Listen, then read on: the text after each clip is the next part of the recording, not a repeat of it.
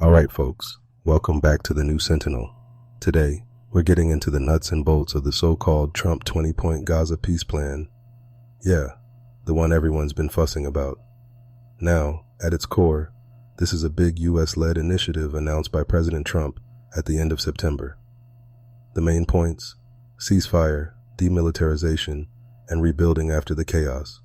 It's a tall order. Yeah, Chukwuka. And let's not gloss over the key players lining up here. You got the Qataris and the Egyptians playing the middleman game pretty hard. Without them, frankly, this deal's DOA. The Israeli side needed a win, but Hamas? Well, as always, it's complicated. Their response was, how do I put it? Cautiously positive, but let's not kid ourselves. There's doubt simmering underneath. What stood out for me is just how quickly public gestures came after Trump's announcement. Qatar acknowledges the proposal leads to the release of prisoners and a pause in fighting. But, honestly, have we seen these ceasefires really hold in previous conflicts? I mean, just from the reporting angle, it always feels so fragile on the ground compared to what the diplomats promise on paper. That's dead on.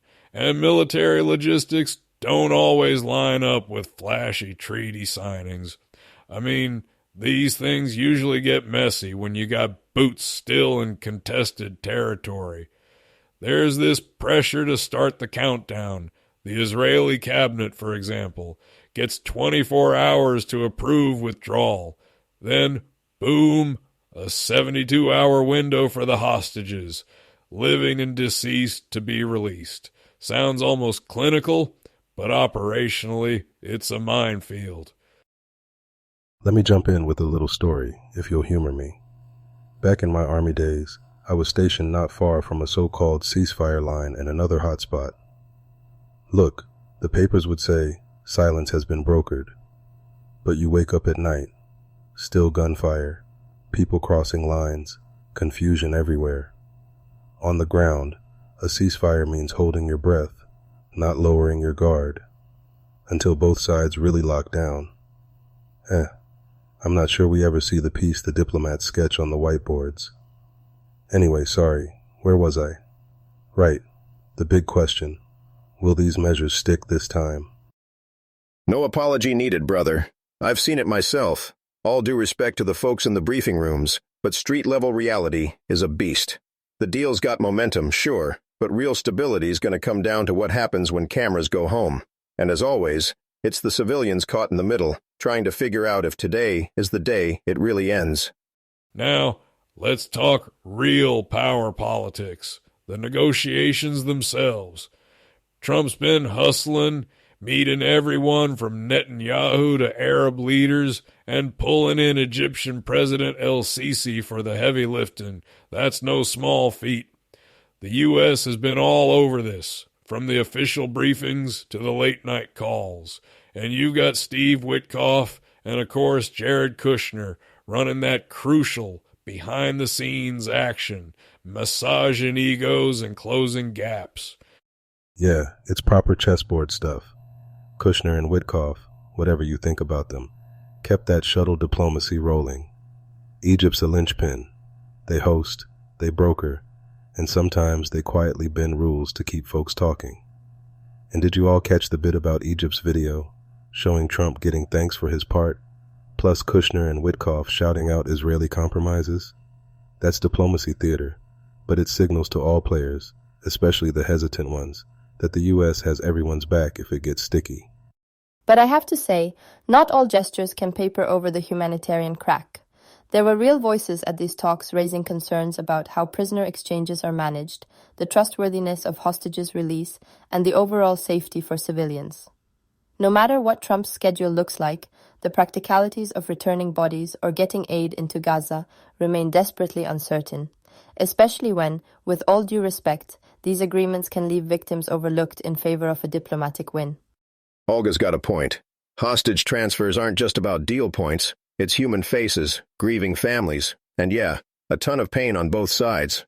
Even Trump acknowledged this ain't a simple handoff. Getting all surviving hostages, and even the fallen out of Gaza. Man, that's a logistical nightmare. I mean, I'm not knocking the effort, but every day that passes makes it harder on the families caught up in this business. And you can bet the next fight at the table's over enforcement and making sure neither side backslides. And every time we see international promises, but implementation is where victims are too often failed. It's like, yes, a phase 1 achieves hostages release, but what then for the wounded, for displaced families? I wish we saw humanitarian concerns being front and center instead of afterthoughts in the political press conferences. Chukwuka, you mentioned, it's never just a question of policy, it's about actual lives on the ground. Absolutely. And for those at home listening, remember, the headlines are just the start. On the ground, the next moves, whether for a mother waiting for news, a negotiator chasing another deadline, or a general briefing his squad, happen far from the cameras. We've talked on this show before. What was it, episode 1, about the dangers and frustrations in hostage negotiations? It all echoes here. In the end, it's about pressure, patience, and keeping your eyes on the people, not just the politics. Now, looking ahead, there's the matter of what comes after the guns go silent. The proposal demands Hamas hands over their arms, but it's a murky business. Who's watching the watchers? There's still no clear plan on who'll really oversee Gaza or how to guarantee lasting security. It reminds me, now hang on, I always mix up my dates. Is it post-war Iraq, right? We saw there how even the best drawn plans collapse without solid enforcement, local trust, and at least a hint of unity. Sometimes you end up with chaos, not peace. You're spot on there, Sentinel. Rules on paper don't mean squat till you get boots enforcing them. And that means U.S., Egyptians, maybe even Europeans, all double-checking. Just the word disarmament is easy to say. Impossible to pull off without eyes on every alley. Plus, the question of who gets to run Gaza next is hanging out there like a target without a shield. Every time control is up in the air, somebody's ready to swoop in, good or bad. Don't forget the broader chessboard, too. And this is where things get really interesting. On the same day as Trump's cabinet's doing the victory lap, you got the president of Finland at the White House. Now folks might ask, what's that got to do with Gaza? But actually, it's all about alliances shifting. The U.S. and Finland signed a deal on icebreaker cooperation, 11 Finnish icebreakers for the Coast Guard. Indirect as it seems, it's about projecting power where Russia and China are also interested. So, while one hand works on peace in Gaza, the other's prepping for the Arctic stage. And these broader alliances shape everything underneath. The Arctic agreements may look far away from Gaza, but geopolitically, all these moves are woven together: resource competition, military posturing, and sadly, humanitarian fallout. The oversight in Gaza is uncertain partly because attention and resources are being stretched globally. We can't act like these conflicts happen in a vacuum. The vulnerable really feel it when powers are distracted or divided.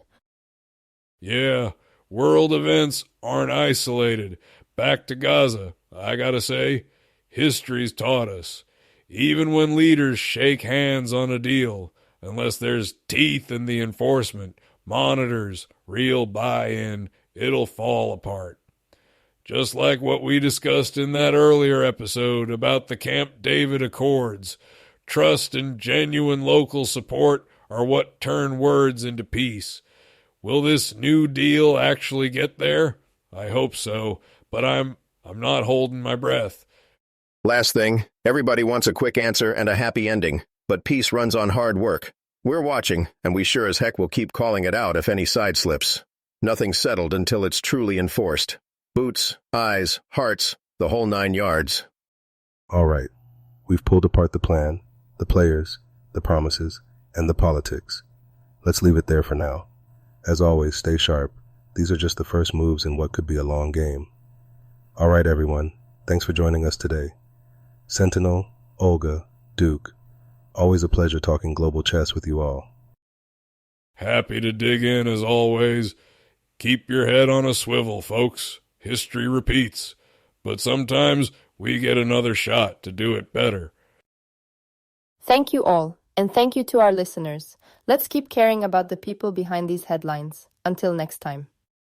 Stay ready, keep your powder dry, and keep listening. We'll be back with the next one soon. Out.